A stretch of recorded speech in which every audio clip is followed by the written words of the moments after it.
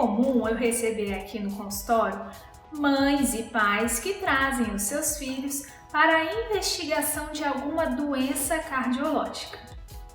É claro que os pais ficam muito preocupados, porque apesar de rara, é uma doença, a cardiopatia congênita, por exemplo, que pode ter impacto muito grave no futuro da criança. Então, o primeiro passo é saber um pouco mais da história gestacional dessa mãe. Como foi a gestação dessa criança? Durante o ultrassom, foi mostrado alguma coisa diferente no líquido amniótico? É feito também, em geral, aquele ecocardiograma fetal. Esse exame é muito valioso para mostrar já algum sinal de que alguma válvula ou algum pedacinho do coração pudesse estar fora do lugar ou até mesmo incompleto. Daí a importância de, uma vez diagnosticada alguma alteração no ecocardiograma fetal, a mãe ser acompanhada num pré-natal de hospital que tenha recurso para isso. Aqui na Rede DASA, por exemplo, a gente tem a Maternidade Brasília, que tem grande experiência nos cuidados desse recém-nascido que nasce com alguma cardiopatia congênita. Depois dessa fase inicial, recém-nascido, se teve algum problema mais sério ou não, a criança vem se desenvolvendo, né?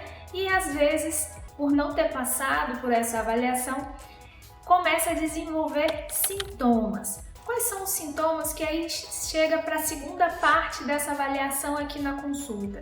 Que a gente questiona, que às vezes a própria mãe ou a própria criança, dependendo do tamanho, já fala. Cansaço, quando vai fazer um esforço maior. Quando é ainda bebezinho, a mãe percebe um cansaço enquanto mama. Fica roxo, né? A cianose, às vezes os lábios roxinhos ou as pontas dos dedos roxas.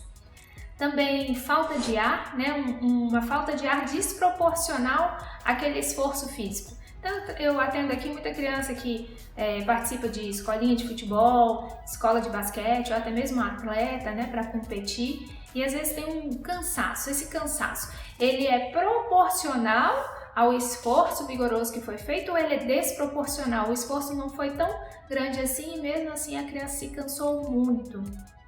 Em algumas situações também, sintomas de dor no peito, que tem que ser investigada se é alguma anomalia na coronária ou alguma dificuldade na própria respiração. Algumas crianças não chegam aqui com problema cardíaco, mas a gente vem a descobrir, por exemplo, que era um problema pulmonar, uma asma, por exemplo. Então, toda essa investigação na história vai ser muito importante. Depois da avaliação da história, a gente vai para o terceiro passo, que é a avaliação no eletrocardiograma. O eletrocardiograma vai me trazer informações como, por exemplo, se a criança já nasceu com algum distúrbio na condução cardíaca, na parte elétrica. Então, a gente sabe que, apesar de raro, são importantes os diagnósticos de síndrome do QT longo, cardiopatia hipertrófica, que a gente também consegue identificar pelo eletro, entre outras alterações que no eletrocardiograma, um simples eletrocardiograma que é feito antes da consulta, já podem identificar esse tipo de alteração, que é grave e que pode ser manejada para evitar lá na frente um problema mais sério. O quarto passo é, então, verificar se outros exames devem ser realizados. Muitas das vezes a gente tem que lançar mão do ecocardiograma, que é um exame tipo um ultrassom que é passado no coração, numa salinha escura, em que o ecocardiografista consegue ver a anatomia desse coração, cada uma das 4 válvulas, também identificar se a artéria aorta tem uma saída e um tamanho normal, proporcional para essa criança, além de exames de sangue. Por exemplo, anemia, doença da tireoide, são coisas que podem ser identificadas pelo exame de sangue e que podem impactar no coração.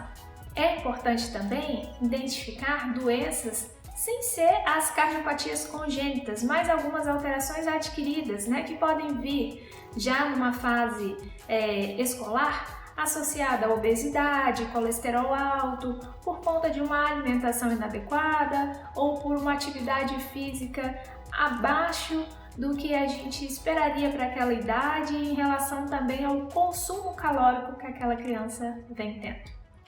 Se você conhece alguma mãe que está preocupada com o coração do seu filho, encaminhe esse vídeo para ela e deixe aqui também o seu like.